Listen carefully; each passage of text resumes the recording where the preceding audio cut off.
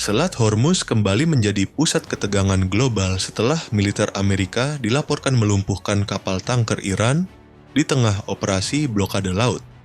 Bukan tenggelamnya kapal yang paling mengejutkan, melainkan pesan di balik tindakan itu. Washington tampaknya ingin menunjukkan bahwa mereka siap memakai kekuatan militer langsung untuk mengontrol jalur energi terpenting dunia. Namun, insiden tersebut justru membuat situasi bergerak ke fase yang lebih berbahaya. Ketegangan tidak lagi terbatas pada ancaman atau manuver diplomatik, karena benturan langsung sudah mulai terjadi di lapangan. Dan ketika perhatian dunia tertuju ke laut, perkembangan lain muncul di daratan. Iran dilaporkan mulai menghancurkan, menjatuhkan, bahkan mengamankan sejumlah alutsista canggih milik Amerika dan Israel.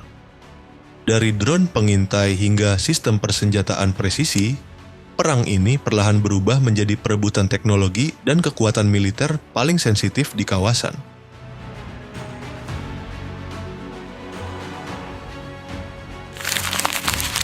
Salah satu perhatian terbesar dalam konflik ini tertuju pada GBU-57 Massive Ordnance Penetrator, bom penghancur bunker paling berat milik Amerika. Dalam laporan yang muncul dari wilayah Zanjan pada awal 2026, beberapa unit bom ini disebut gagal meledak setelah digunakan untuk menyerang fasilitas bawah tanah strategis Iran. Sebagian kemudian berhasil diamankan oleh pasukan Iran bersama munisi lain yang juga tidak berfungsi sempurna. GBU-57 bukan senjata biasa. Bobotnya lebih dari 13 ton dan dirancang untuk menembus lapisan beton sangat tebal sebelum meledak di dalam target. Senjata ini dibuat khusus untuk menghancurkan bunker nuklir atau kompleks militer bawah tanah yang sulit dijangkau serangan konvensional. Namun, situasinya berubah drastis ketika bom seperti ini jatuh dalam kondisi relatif utuh. Iran berpeluang mempelajari bagian dalamnya, mulai dari sistem penetrasi, mekanisme pemicu, hingga struktur bahan peledaknya. Dari sana, mereka bisa mengembangkan perlindungan baru terhadap bom bunker buster, atau bahkan memanfaatkan informasi tersebut untuk kepentingan teknologi militernya sendiri.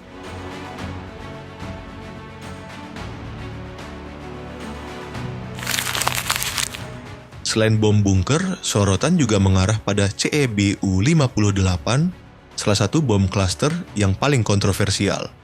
Dalam laporan dari wilayah yang sama, sejumlah submunisi dari bom ini disebut gagal meledak dan tersebar di area luas setelah serangan udara berlangsung. CBU-58 bekerja dengan cara membuka cangkangnya di udara, lalu menyebarkan ratusan submunisi kecil ke area target. Efeknya dirancang untuk menciptakan fragmentasi luas terhadap kendaraan ringan maupun personel di darat.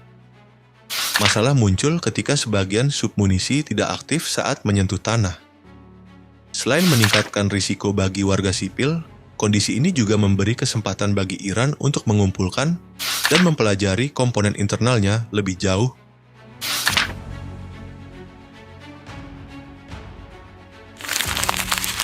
Berikutnya adalah MK84, bom konvensional kelas berat yang menjadi salah satu amunisi paling sering digunakan dalam operasi udara modern. Dalam sejumlah laporan lapangan, pasukan Iran disebut menemukan beberapa unit MK84 yang gagal meledak setelah dijatuhkan dalam serangan udara selama konflik terbaru. Bom ini memiliki berat sekitar 2.000 pon atau hampir 900 kg dan membawa daya ledak sangat besar. Meski tergolong bom general purpose atau bom bodoh, MK84 justru banyak dipakai karena efektivitasnya tinggi dan dapat dipasangkan dengan sistem pemandu seperti jeda AEM untuk meningkatkan akurasi serangan. Namun, ketika bom sebesar ini tidak mengalami detonasi sempurna, situasinya berubah menjadi masalah serius. Selain memberi peluang bagi Iran untuk mempelajari struktur dan komponennya, kejadian itu juga memperlihatkan bahwa bahkan amunisi paling umum sekalipun tetap bisa menjadi sumber kebocoran teknologi dan intelijen militer.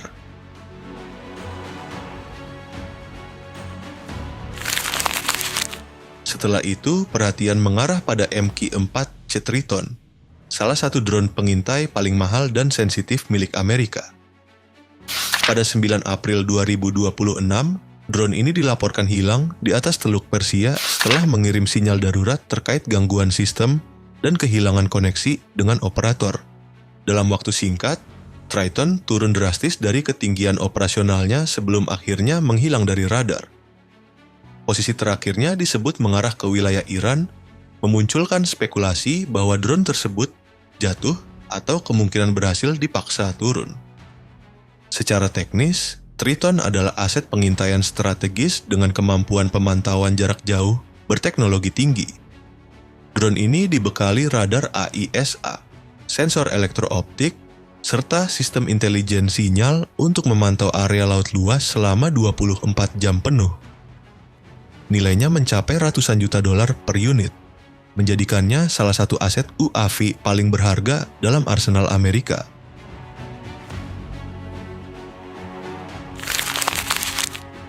Kita lanjut ke senjata yang selama ini identik dengan dominasi serangan jarak jauh Amerika. Rudal jelajah Tomahawk. Dalam beberapa laporan selama konflik 2026, sejumlah rudal ini disebut tidak mencapai target dan ditemukan di wilayah Iran dalam kondisi belum hancur total. Temuannya tersebar dari kawasan sekitar Teheran hingga area selatan dekat pesisir. Yang membuat situasi ini sensitif adalah kondisi beberapa bagian rudal yang masih cukup utuh untuk dianalisis. Beberapa komponen bahkan masih memperlihatkan identifikasi manufaktur militer Amerika. Ini penting karena Tomahawk bukan sekadar rudal biasa, melainkan platform serangan presisi yang selama puluhan tahun dipakai dalam operasi militer AS di berbagai perang besar. Dengan jangkauan lebih dari 1.000 km dan kombinasi sistem navigasi modern, Tomahawk dirancang untuk terbang rendah, menghindari radar, lalu menghantam target dengan akurasi tinggi. Tetapi ketika sistem seperti ini gagal meledak dan jatuh ke tangan lawan, ancamannya berubah menjadi kebocoran teknologi strategis.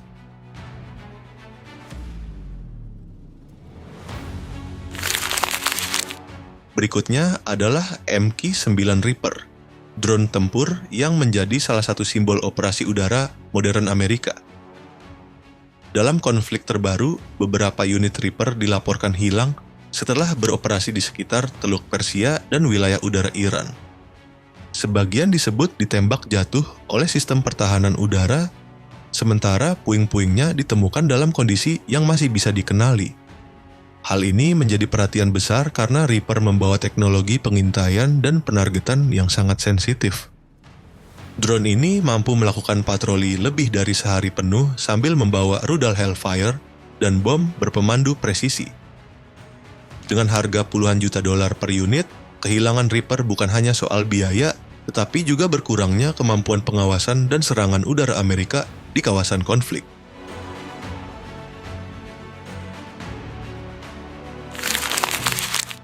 Konflik ini juga mulai memukul aset udara strategis milik Israel. Dalam berbagai laporan terbaru, drone IAI Heron dan Eitan disebut menjadi target pertahanan udara Iran. Salah satu insiden paling disorot adalah jatuhnya Eitan di sekitar wilayah Teheran, sementara sisa-sisa Heron ditemukan di Khuzestan. Bahkan sempat muncul klaim bahwa beberapa UAV Israel berhasil dilumpuhkan hanya dalam satu rangkaian serangan. Padahal drone-drone ini bukan perangkat biasa. Heron dan Eitan dirancang untuk operasi lintas wilayah dengan kemampuan pengawasan jarak jauh, pengumpulan intelijen, hingga dukungan serangan presisi. Eitan sendiri termasuk UAV terbesar dalam arsenal Israel, mampu bertahan lama di udara sambil membawa sensor dan sistem komunikasi berteknologi tinggi.